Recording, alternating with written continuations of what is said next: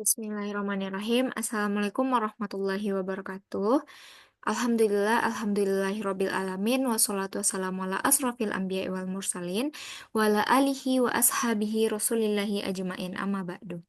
Pertama dan utama sekali, marilah kita panjatkan puji dan syukur kita atas kehadirat Allah Subhanahu wa Ta'ala yang telah melimpahkan rahmat dan karunia-Nya kepada kita semua, sehingga kami kelompok 3 dapat mempresentasikan bagaimana contoh presentasi ilmiah, yaitu tentang sejarah dan berkembang budaya dan adat Minangkabau.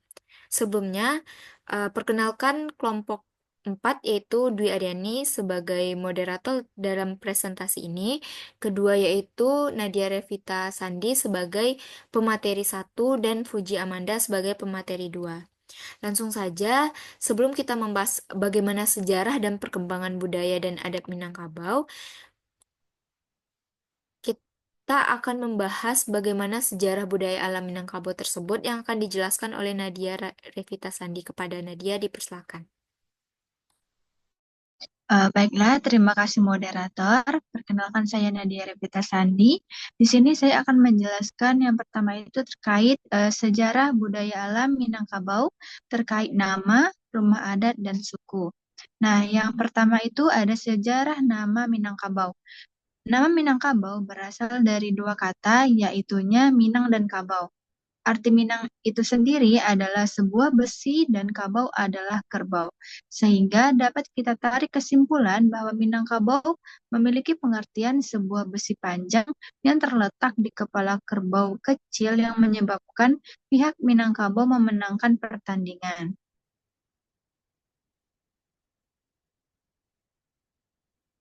Selanjutnya terkait dengan rumah adat Minangkabau. Seperti yang kita ketahui bahwa rumah adat suku Minangkabau itu disebut dengan rumah gadang.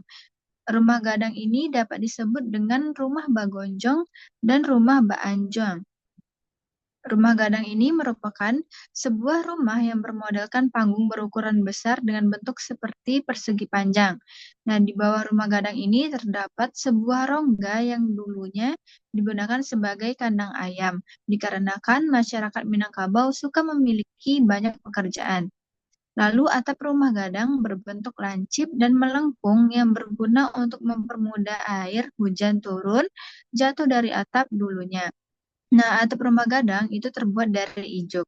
Untuk bagian dinding, dulunya pada rumah gadang terdapat ukiran-ukiran yang memiliki arti yang mempresentasikan masyarakat Minangkabau, yaitunya Ukwa Jojangka, Alua Jopatui, dan Raso Jopariso.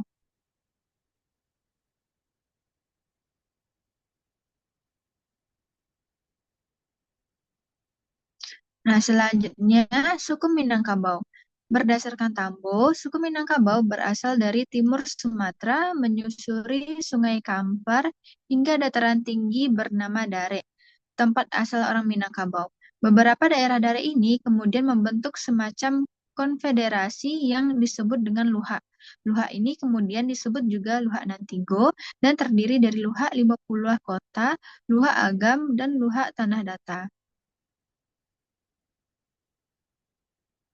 Nah, selanjutnya ada terkait dengan perkembangan budaya alam Minangkabau terkait sandang, pangan, dan papan. Yang pertama, perkembangan budaya alam Minangkabau mengenai sandang. Kode berpakaian resmi untuk daerah itu dikenal sebagai pakaian tradisional, yang didefinisikan sebagai artikel pakaian yang dapat membantu menentukan suatu tempat. Salah satu aspek budaya yang memiliki nilai budaya dan signifikan dalam berbagai upacara adalah pakaian adat. Ada pesan, konvensi, ideologi, dan simbolisme yang mencerminkan kekayaan masyarakat adat di suatu tempat pada pakaian tradisional. Lalu pakaian adat di Minangkabau ini juga dipisahkan ke dalam beberapa kategori seperti pakaian pernikahan tradisional dan pakaian adat Bundo Kanduang.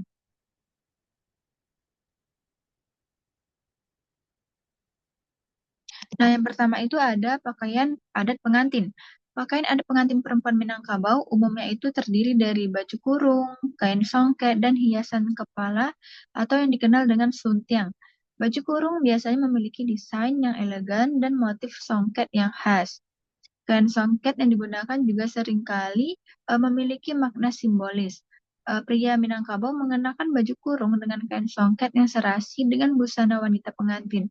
Sarung dan ikat kepala yang dikenakan pria juga merupakan bagian penting dari pakaian adat pengantin.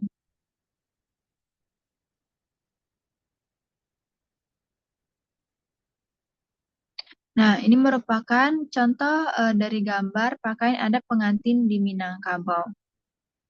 Baiklah, sekian penjelasan dari saya. Selanjutnya saya kembalikan kepada moderator.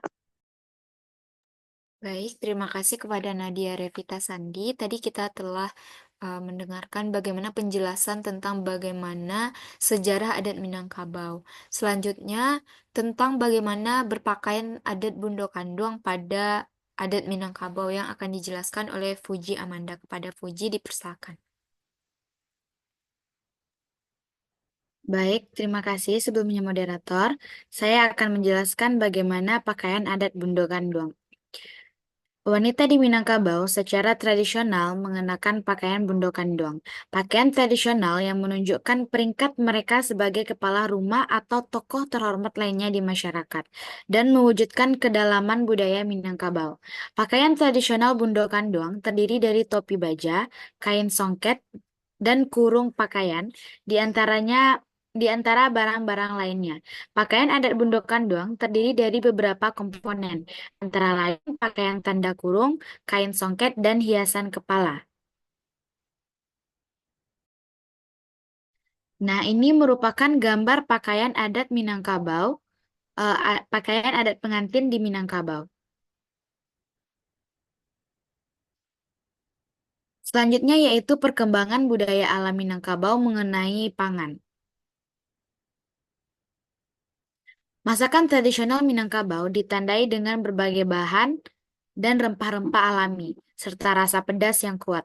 Evolusi masakan Minangkabau ini meliputi kemajuan dalam teknik pengolahan, modifikasi menu, dan penyesuaian dengan mode kuliner kontemporer. Kemudian perkembangan makanan budaya Minangkabau mencerminkan semangat inovasi yang tetap menghormati dan mempertahankan keaslian warisan kuliner. Dengan tetap memegang nilai tradisional, makanan Minangkabau terus beradaptasi dengan kebutuhan dan selera masyarakat modern. Nah, dapat dilihat bahwa contoh makanan khas adat Minangkabau yaitu ada rendang, seperti yang ada pada layar, kemudian ada dendeng batoko, dan juga ada sate Padang.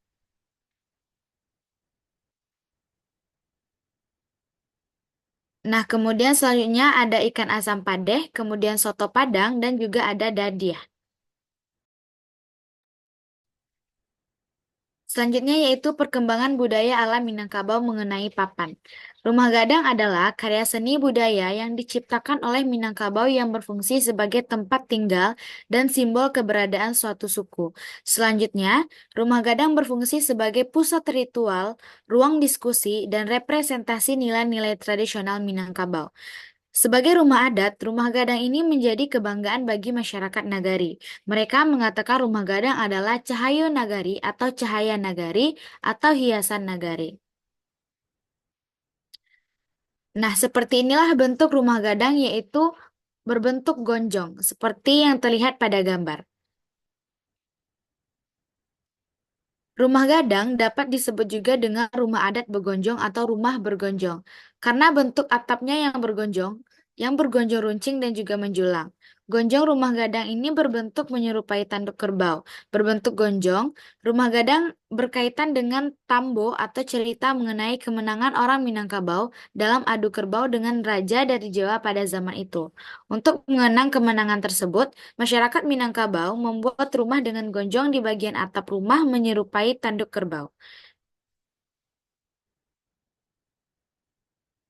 Selanjutnya yaitu bangunan yang berbentuk kapal. Bagian bawah rumah gadang berbentuk persegi empat yang tidak seimbang dan mengambang ke atas. Atapnya ini melengkung ke arah samping, sedangkan lengkungan badan rumah landai seperti badan kapal. Bentuk badan rumah gadang yang segi empat membesar ke atas seperti trapesium. Sisinya terbalik melengkung ke dalam, rendah di bagian tengah. Semuanya membentuk suatu keseimbangan dan keindahan sesuai dengan ajaran hidup masyarakat Minangkabau.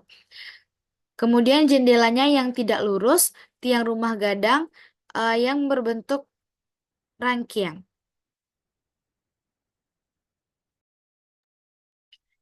Baiklah, sekian penjelasan materi dari saya. Kembali kepada moderator. Baik, terima kasih kepada Fuji Amanda. Telah kita dengar penjelasan tadi bagaimana sejarah adat Minangkabau dan bagaimana eh, makna dari semua sejarah adat Minangkabau tersebut. Daftar pustakanya terdapat daftar pustaka yang kami gunakan dan ini merupakan sebuah contoh dari presentasi ilmiah. Sekian dari penjelasan kelompok kami. Sekian terima kasih. Wassalamualaikum warahmatullahi wabarakatuh.